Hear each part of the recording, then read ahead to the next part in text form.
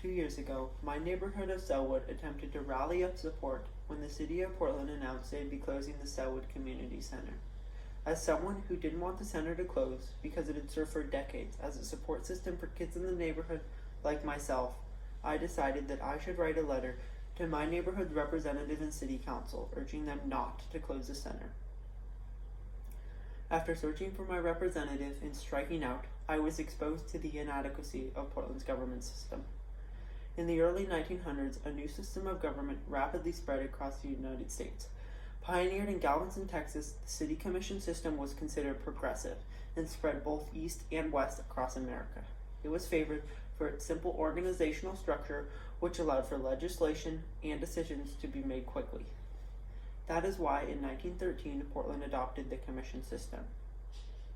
The main principle of Portland's commission system is that we use at-large elections to elect one mayor and 4 city commissioners. Together, the mayor and 4 commissioners vote equally on issues in a committee form.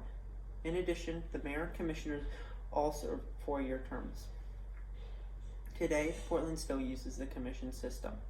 However, most other cities scrapped the commission system more than half a century ago because of the flaws and inequity that it creates.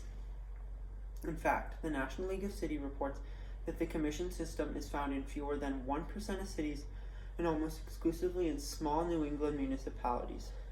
Even more shocking is that Portland is the only American city with a population of over 100,000 people to still use the commission system.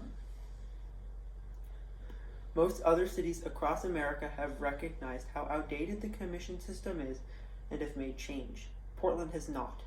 As Portland faces a crippling COVID-19 pandemic, a homelessness crisis, and increased violence, the commission system continues to put roadblocks in place of citizens trying to create change. A crucial part of the commission system is that the mayor and commissioners lead the city's various departments.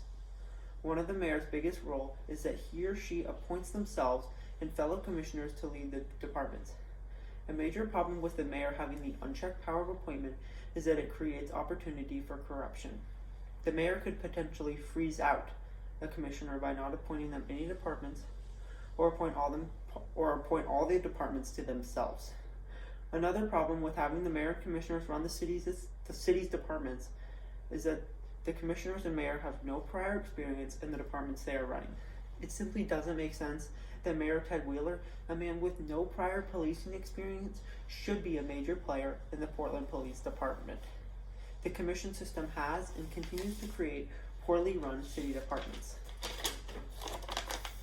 Another failure of our government system here in Portland is its historic lack of diversity. Historically, the mayor and city commissioners have been made up of white male. Current city commissioner Joanne Hardesty is only the 9th woman ever and 3rd person of color to ever serve on Portland's council.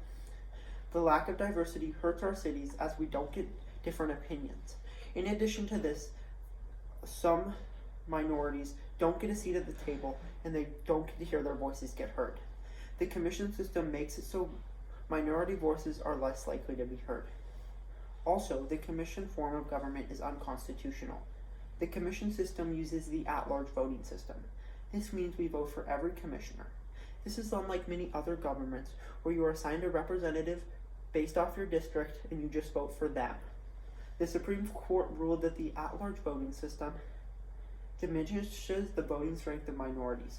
Most cities were forced to get rid of the commission system after the Voting Rights Act of 1965 was passed. However, Oregon was not subject to the special provisions of the Voting Rights Act, unlike many southern states. The commission system isn't just outdated, it's unconstitutional. Another failure of Portland's system of government is that it has failed to represent those that live on the east side of Portland. Traditionally, the majority of city commissioners have lived on the wealthier west side of the city. Only one city commissioner has ever lived east of 82nd Avenue. Guy Crawford, who lives in Park Rose, can feel the effects of a lack of attention on where he lives. He has noticed that commissioners won't pay as much attention to Park Rose and other poor East County neighborhoods because they are not as wealthy as those on the west side. He feels like Park Rose and other neighborhoods just don't receive the same services. The commission form of government creates this lack of representation by using the at-large voting system. For both myself and Guy Crawford, we can feel a lack of representation by the commission system. The City of Portland's outdated form of government continues to prevent change from happening in this city. It simply doesn't make sense that we use the commission system when Portland's population has tripled since it was first enacted in 1913. If the city wants to continue to have substantial economic and population growth, we need change. The commission system just doesn't work. In the past, 5 times a measure to get rid of the commission form of government has appeared on the ballot, and 5 times Portlanders have struck it down.